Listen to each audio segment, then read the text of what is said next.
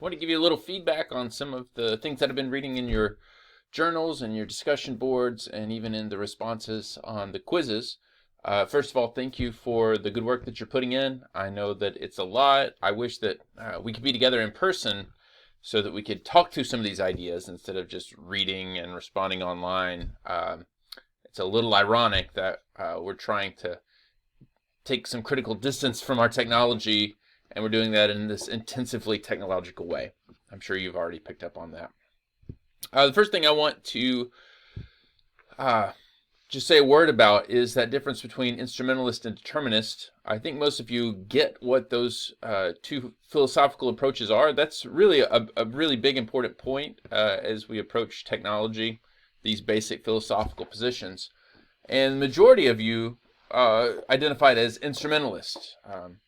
You acknowledge that the dire reading gave you some things to think about and maybe pushed you a little bit closer to the middle. But I just want to be clear about what the determinist position is, because it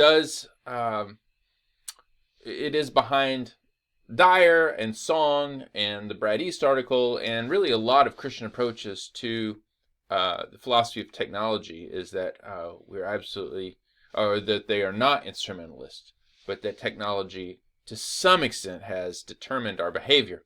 Now, most of these people are not radical determinists. They don't believe everything is determined by technology, but that it does shape our culture and influence our decisions, often in ways that we're not even conscious of.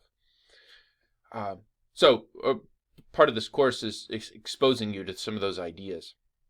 So let me just give you, again, a few examples of what this determinist position is. The first one is clocks, watches, right? We live in a world where clocks and time devices are everywhere. This determines who we are as people and what we are as a culture. I mean, is it possible to live without some way of telling time in the modern world? I don't think you could do it. You have to be at events, at meetings. You have to show up at places at a certain time. It's not good enough just to say in the morning or in the evening or when the sun comes up. We need a specific time. And we could go through McLuhan's tetrad and think about the way that keeping time in this very accurate and precise way helps us to be more productive and efficient, but then we also lose out on maybe a more laid-back approach to culture. So, are we determined by watches and clocks? Well, yeah, you can't get out of it. You can't escape it. It shapes and determines our world. No one gets to just choose not to have a time-telling device, a clock. The second example is cars. Could you choose not to have a car in a place like Oklahoma? Well, not really. It would be very difficult to survive, and the reason is that our built environment is structured for cars. It's not structured for walking. If you lived in Manhattan or London, you could live without a car because the built environment is designed for pedestrians. But in most parts of the United States, and definitely in Oklahoma, our world is designed for cars. You can't opt out of it, at least not and be a normal member of society. In fact, it's hard to even share a car in our society. So, to that extent, our world is determined by automobiles, largely, and you can't opt out. The third thing, which a lot of you have already mentioned, is smartphones. It's increasingly difficult to choose not to have a smartphone. It's almost impossible now to live in our society without a smartphone. I mean, you couldn't even get into your OC account if you didn't have a smartphone to give you the verification code to get in. So if you can't opt out of it, then you're not free from it. And if you're not free, then you're determined. You're bound by it.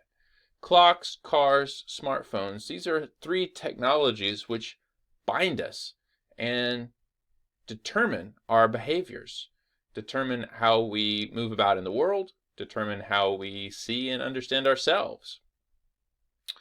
Now, as I said, this lies behind some of Dyer's approach, definitely behind Song's approach, and that's part of the reason I'm stressing this is Song is saying we are shaped and influenced and determined in ways that we do not even see. And she wants us to see that, specifically through these practices that we're doing. So whatever you decide at the end of the day will be your position. I just really want to emphasize this is where they're coming from. Similarly, and a lot of this came out in your writings about the online worship article. So I appreciate the responses that you gave. Some of them were very thoughtful. Where East is coming from is a traditional Christian position, which is that humans consist of body and souls, that you can't separate those things, but that we are embodied creatures. And so that's why he's emphasizing the presence of bodies with other bodies in communion. The other thing is we are social creatures. So God created us not to be alone, but to be in relationship to one another. So we're not made to be individuals, but we are made for community. And this gets to some broader questions about technology. It's widely acknowledged, and a lot of you acknowledged this early on at the very beginning of this course when I asked you the question, do you use technology alone or with other people? And most of you said, well, sometimes with other people, but yeah, most of the time I'm alone. What's being engaged when you're using technology like your smartphone? Well, it's primarily your mind, not your body. So in these ways, a lot of our technology, especially digital technology, takes us out of the body, or at least gives us the illusion of being out of the body, and also takes us out of community because we are mostly alone on our phones.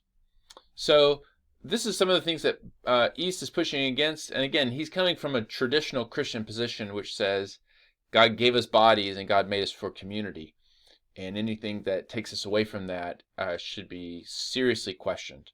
So just keep that in mind. Again, a lot of you had some thoughtful responses, but that's where he's coming from. And the last thing I'll say is just in terms of Dyer's four R words to describe the biblical story, reflection, rebellion, redemption, restoration. That's the way that he's constructing the story, God's story, and the way technology fits into it. It seemed like some of you were a little confused, specifically about the question I asked in one of the quizzes. What's a technology that advances God's purposes, fulfills the creation mandate?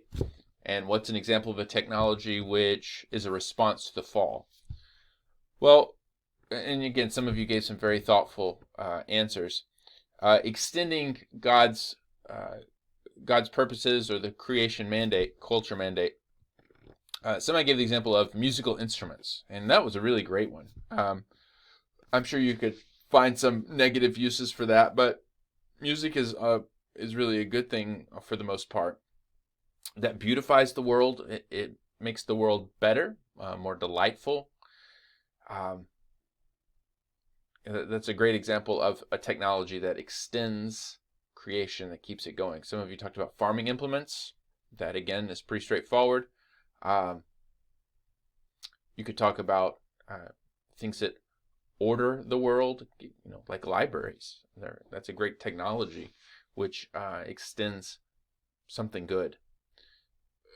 Other technologies respond to the fall, and some of you point out this is fuzzy, and you're right. But what's something that is there to deal with evil? Well, several of you mentioned medical technologies that help us with our brokenness or help us with death. These are results of the fall. Implements of war. Some of you mentioned guns and weapons. These are the result of the fall. Some of them are used to try to repair issues in the world, which are a result of human sin. So, and they wouldn't exist if it weren't for sin, if that helps you think through it. So just something to keep in mind as you work with these different lenses that our authors like Dyer are giving us. Well, again, thanks for all your good work. I just wanted to check in. Sorry we can't be in person. I think we'd have some really great conversations, but I hope that you are still benefiting from this. You will create a video to describe your stock taking exercise. I'll get a link for that. It's just a way for me to see you and kind of hear from you. So I look forward to seeing your face then, and I'll check back in probably the next couple days.